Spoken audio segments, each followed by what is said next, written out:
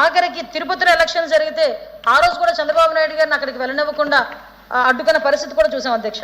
అత్యంత విషాదకరమైన సంఘటన, ఒక కేస్ స్టడీ లాంటిది వివేకానంద రెడ్డి గారి హత్య కేసు అధ్యక్ష. సొంత బాబాయిని మార్నింగ్ అయ్యేసరికి మీ అందరికీ తెలుసు అధ్యక్ష, ఫస్ట్ అన్నది హార్ట్ అటాక్ అన్నారు, అదే సాక్షి మీడియాలో వేసింది.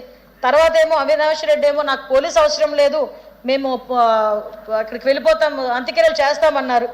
తర్వాత బ్లడ్ క్లీన్ చేశారు, గంగిరెడ్డి డాక్టర్ దగ్గర హాస్పిటల్లోకి వెళ్ళి కుట్లు వేయించుకున్నారు, ఫ్రీజర్లో పెట్టారు.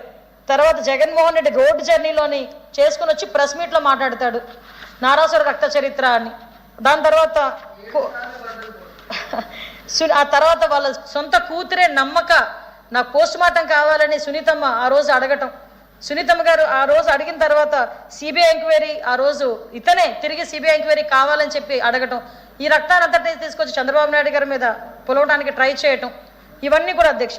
తర్వాత తీరా నెగ్గిన తర్వాత సిబిఐ ఎంక్వైరీ అవసరం లేదు, లోకల్ పోలీస్తో ఎంక్వైరీ సరిపోతుందని చెప్పి సిబిఐ వాళ్ళని కూడా ఎంటర్ కాకుండా చేయటం, ఇవన్నీ అధ్యక్ష ఒకసారి చూసుకుంటే అధ్యక్ష, ఒక ఇప్పటికీ కూడా సొంత బాబాయ్ హత్య అన్నది ఈ రోజుకి కూడా తేలకుండా ఒక అనుమానాస్పదంగానే అసలు ఎవరు చేశారో సస్పీషియస్గానే ఉండిపోయిందంటే ఇందులోనే ఒకసారి మనం కూడా ఆలోచన చేసుకోవాల్సిన అవసరం ఎంతైనా ఉంది అధ్యక్ష.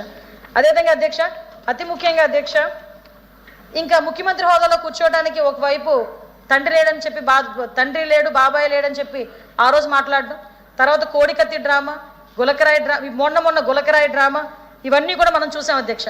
అంటే ఒక నేర చరిత్ర కలిగిన వ్యక్తి గనక ఒక అధికారంలో కూర్చుంటే ఏ రకంగా చేయగలడని చెప్పడానికి ఇవన్నీ కూడా ఉదాహరణకి చెప్పొచ్చు అధ్యక్ష.